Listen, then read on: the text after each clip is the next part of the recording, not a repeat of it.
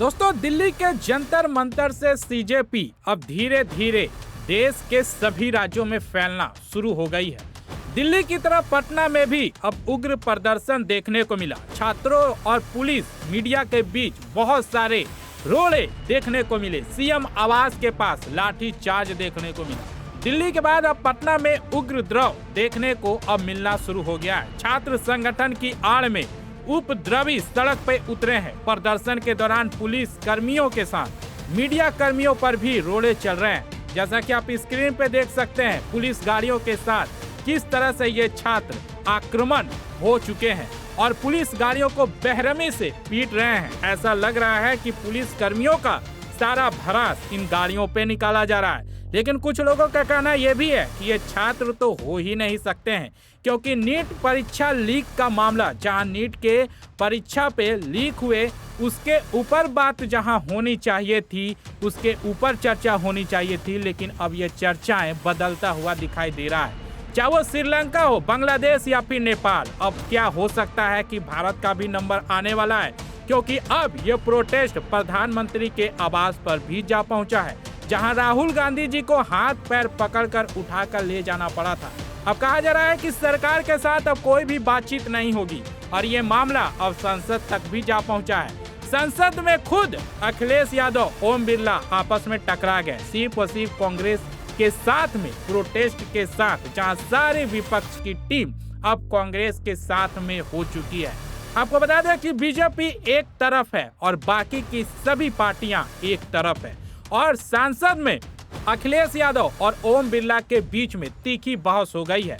अब मामला यह संसद में जा पहुंचा है। अब इसी के ऊपर चर्चा का भी समय निर्धारित किया जाएगा, जहां पर रक्षा मंत्री राजनाथ सिंह ने भी कहा है कि राजनीति की हथियार बनाया जा रहा है छात्रों को।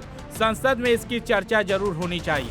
अखिलेश यादव भी कह चुके हैं कि इसके ऊपर चर्चा जरूर होनी चाहिए और दूसरी तरफ से बीजेपी ने भी कह दिया है कि इसके ऊपर चर्चा जरूर होगी। बस समय का बात है। समय जब निर्धारित हो जाएगा, ओम बिरला निर्धारित करेंगे कि कब इसके ऊपर चर्चा होगी। तब देखने वाली बात होगी कि कौन किसके ऊपर भारी पड़ता है। रक्षा मंत्री राजनाथ सिंह ने विपक्ष पे छात्रों को राजनीतिक हथियार बनाने का आरोप लगा है। उन बेचारों जितने भी छात्र हैं, उनका क्या कसूर है जिनके ऊपर लाठियां चार्ज हो रही है। कहा यह जा रहा है कि पुलिस कर्मियों के भेष में ये उसी पार्टी के लोग हैं जो सीजेपी के साथ जुड़े हुए हैं और वही छात्रों पे मारपीट कर रहे हैं। कहा जा रहा है कि जो भी सीजेपी के प्रमुख है, चाहे वो स्पीकर हो, चाहे सीजेपी के साथ जितने भी लोग जुड़े हुए हैं, जो मुख्य हैं, उनके ऊपर एक भी लाठीचार्ज नहीं हुआ है, एक भी जरा सा खरोच भी नहीं आया है। लेकिन जिसे खरोच आया है वो सारे के सारे निर्दोष हम और आप जैसे छात्र और छात्राएं।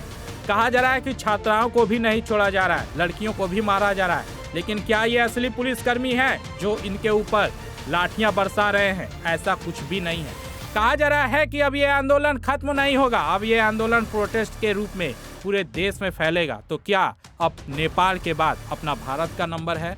आपको बता दें कि छात्रों पर लाठी चार्ज को लेकर दिल्ली हाईकोर्ट भी सख्त हो चुकी है।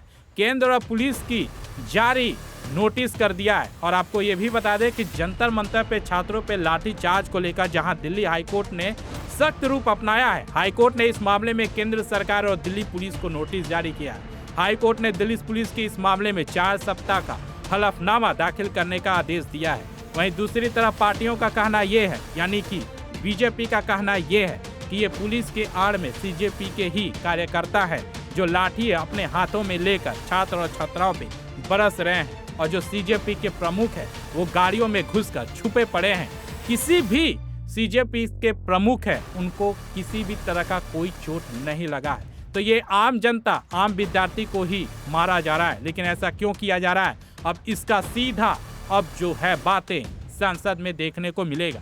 आपको बता दें कि छात्र और छात्राओं हो या फिर पुलिसकर्मी, जिसके ऊपर इतना ज्यादा खतरनाक प्रोटेस्ट देखने को मिल रहा है, चाहे वो प्रधानमंत्री का आवास हो, जहां पर राहुल गांधी जी भी पीछे नहीं हट रहे हैं। कहा यह जा रहा है कि सीजेपी किस पार्टी के हैं सभी को पता है, लेकिन यहाँ सभी विरोधी पार्टियों का एक ही मकसद है कि सत्ता में जो बैठा है उसे किसी भी तरह हटाना ही पड़ेगा। तो जो सबसे बड़ा दुश्मन है और बाकी के दुश्मनों के साथ हाथ तो मिलाना ही पड़ेगा।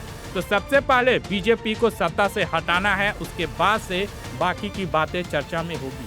कोई यहाँ पर किसी का सगा नहीं है, किसी भी राजनीति में कोई एक दूसरे का साथ नहीं देता। लेकिन बात आ जाती है प्रमुख सत्ता की, यानी जो दिल्ली में बैठा है, सरकार चला रहा है या पूरा देश चला रहा है, उसे किसी भी तरह देश के सत्ता से हटाना है और उसे हटाकर जो भी बातें होगी वो सामने आएगी। यानी कोई भी सबसे पहले मोदी सरकार को हटाना है, ये सबसे बड़ा लक्ष्य बन चुका है। तो ये आड़ में जो कहा जा रहा है सीजेपी का, ये तो सिर्फ एक शुरुआत है। अब ये आंधी कहां तक जाकर रुकेगी या आंधी ये तब तक बरसती रहेगी जब तक कि दिल्ली से सरकार नहीं गिर जाती।